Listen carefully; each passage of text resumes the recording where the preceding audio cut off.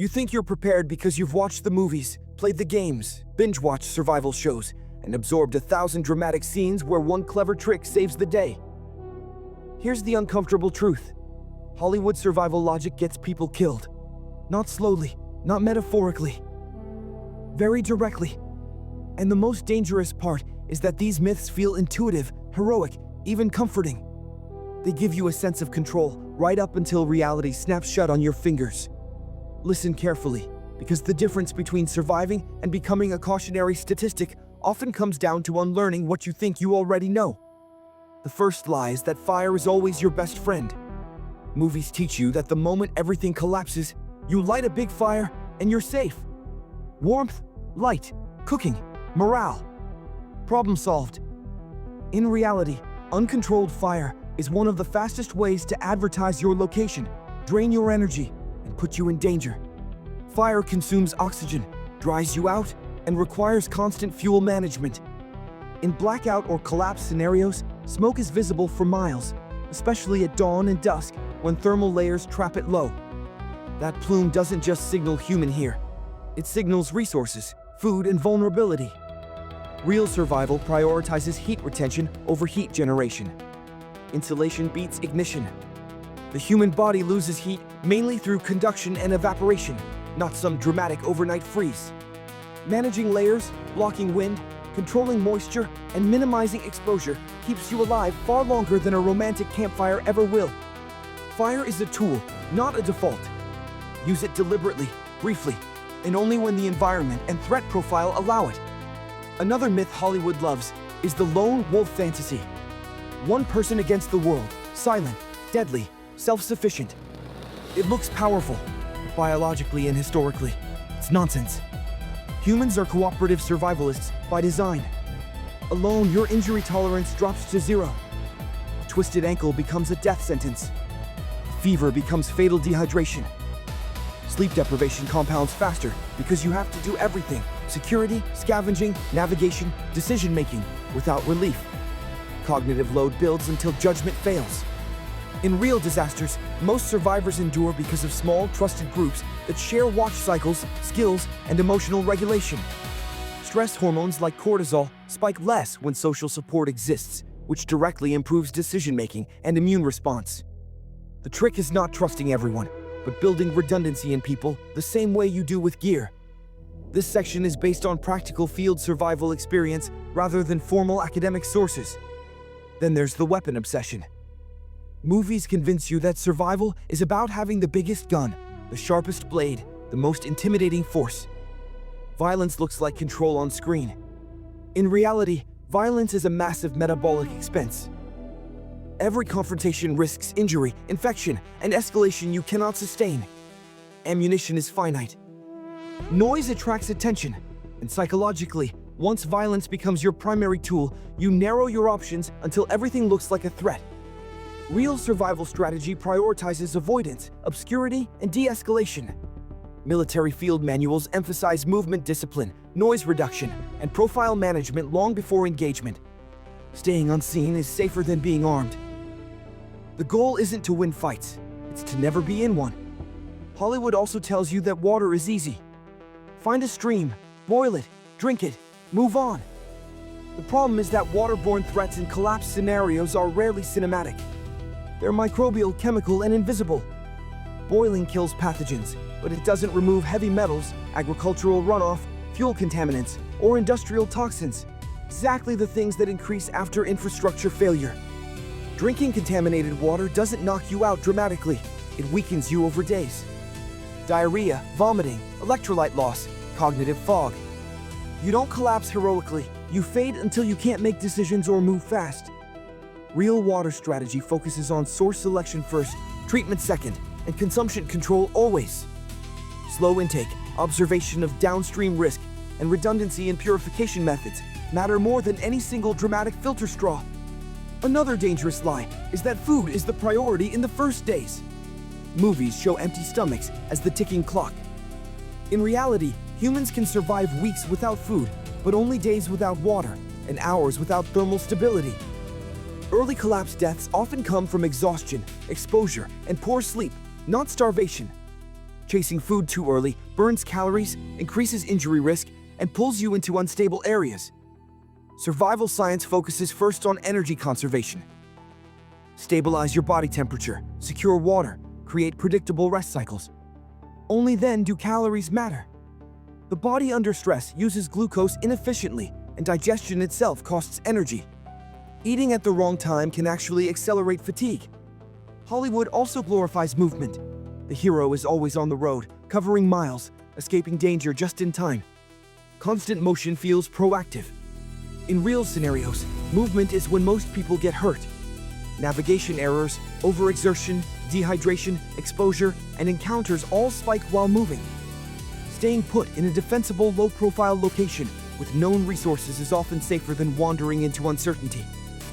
Movement should be slow, purposeful, and information-driven, not emotional. You move because staying is worse, not because motion feels like progress. The final myth is the most subtle: that survival is about toughness, grit, willpower, pushing through. Movies reward characters who ignore pain, skip rest, and override fear. Biology punishes that behavior. Fatigue degrades fine motor skills first, then judgment, then emotional regulation. People don't fail survival situations because they give up. They fail because they make one irreversible decision while tired, cold, or scared. Real survival is boring discipline. Eating when you don't feel like it. Sleeping when nothing seems wrong. Stopping early instead of pushing late. Managing your mind is as critical as managing your supplies, because panic burns energy faster than hunger ever could. If you strip away the drama, survival isn't about being fearless, armed, or endlessly resourceful. It's about being invisible, conservative, adaptable, and painfully realistic about your own limits. Hollywood teaches you how to look brave while dying. Reality teaches you how to stay alive without looking impressive at all. And if there's one thing nobody tells you, it's this: the people who survive long-term are rarely the ones you'd cast as heroes. They're the ones who make the least noise, leave the fewest traces, and know exactly when to do nothing. And that idea, doing nothing at the right moment, is where most people completely fall apart. Because Hollywood never shows the waiting. It never shows the hours where nothing happens, where fear slowly leaks into your thoughts, where your brain starts inventing threats just to justify action. In real collapse scenarios, unnecessary action is one of the biggest killers. People leave shelter because they feel exposed, not because they are. They burn calories to relieve anxiety, not to solve a real problem. Survival psychology studies show that under prolonged uncertainty, humans prefer a bad decision over no decision at all, simply to regain a sense of control. That impulse is lethal. The discipline to pause, observe, and let incomplete information stay incomplete is a learned survival skill, not a personality trait. Another thing Hollywood gets wrong is the idea that experience automatically equals competence. The rugged character who's been through worse is portrayed as immune to mistakes. In reality, experience can create dangerous overconfidence. In military after-action reports and disaster analysis, a common pattern appears. Veterans of previous crises often misjudge new ones because they rely on outdated mental models. They expect systems to fail the same way, people to behave the same way, timelines to repeat. Collapse is rarely symmetrical. A blackout caused by weather behaves very differently from one caused by cyber failure or grid overload. Looting patterns change. Law enforcement response changes. Public psychology changes. Survival isn't about repeating what worked last time. It's about continuously updating your assumptions. The moment you stop doing that, your experience becomes a liability. Hollywood also ignores how quickly the body betrays you under stress. Characters sprint, fight, and strategize for days on minimal sleep, like it's nothing. In reality, sleep deprivation is one of the fastest ways to destroy survival odds. After 24 hours without proper sleep, reaction time drops to levels comparable to intoxication. After 48 hours, microsleeps begin, brief, uncontrollable lapses where your brain shuts off for seconds at a time. People fall, wander into danger, forget critical steps. In survival situations, sleep is not a luxury or a reward. It's a defensive system. Real-world survival protocols prioritize sleep security even when resources are low, because a rested mind prevents errors that no amount of gear can fix. Then there's the myth that you'll rise to the occasion. Movies love that line. The idea that when things get bad enough, hidden strength will unlock itself. Biology disagrees. Under extreme stress, people don't rise to the occasion. They default to their most practiced behaviors. If you've never practiced calm decision-making, you won't suddenly invent it while cold, hungry, and scared. If your default response to fear is impulsive action, that's what you'll do under pressure. This is why training focuses on habits, not heroics. Simple routines, checking water, checking shelter, checking body condition, reduce cognitive load, and prevent panic spirals. This section is based on practical field survival experience rather than formal academic sources. Hollywood also pretends that danger announces itself. Sirens, explosions, visible chaos. In real collapses, the most dangerous phase often looks deceptively normal. Stores still open, phones still work, mostly. Authorities still speak confidently. This is when people delay preparation because acting early feels embarrassing or paranoid. Survival data from hurricanes, blackouts, and evacuations shows that those who act during the "it's probably fine" phase fare dramatically better than those who wait for confirmation. By the time danger is obvious, options are gone. Early action doesn't look brave. It looks boring, cautious, even foolish. But it buys you time, and time is the only resource that compounds in survival. Another Hollywood fantasy is that morality becomes simple when society collapses. Good guys, bad guys, clear choices. Reality is morally exhausting. You'll face situations where helping someone risks your own survival, where refusing help damages your humanity, where there is no clean answer. Movies resolve these dilemmas with dramatic sacrifice or clear villains. Real life leaves you with consequences and guilt either way. Psychological resilience in survival isn't about becoming heartless. It's about setting boundaries before crisis hits. Deciding in advance what you can and cannot afford to do prevents paralysis when emotions run high. People who haven't thought about this beforehand often make impulsive choices they can't sustain, leading to burnout, resentment, or reckless risk-taking later. Hollywood also exaggerates the usefulness of improvisation while underplaying preparation. The hero builds tools from scraps in seconds. In reality, improvisation works best when it's guided by prior knowledge.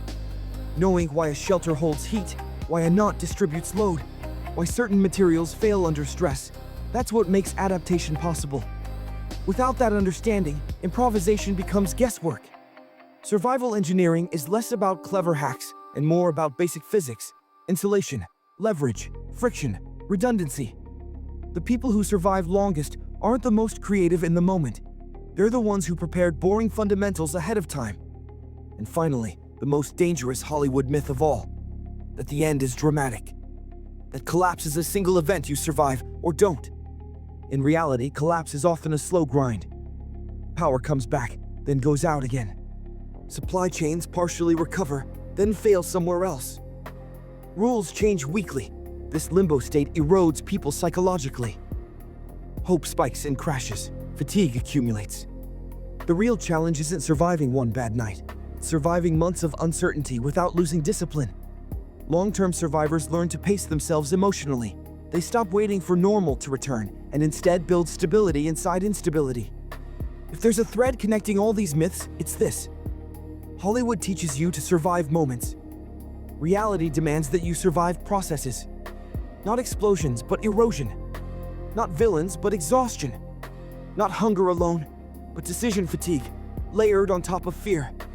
The people who make it aren't tougher or smarter in the cinematic sense. They're quieter, more conservative, more aware of their own biology and psychology than of any imagined enemy. So if you ever find yourself thinking, "I've seen this before, I know what to do," stop. That confidence is exactly what movies trained into you, and exactly what reality will punish. Survival isn't about knowing the right trick. It's about knowing which instincts to distrust, which habits to build, and when doing nothing is the most intelligent move you can make.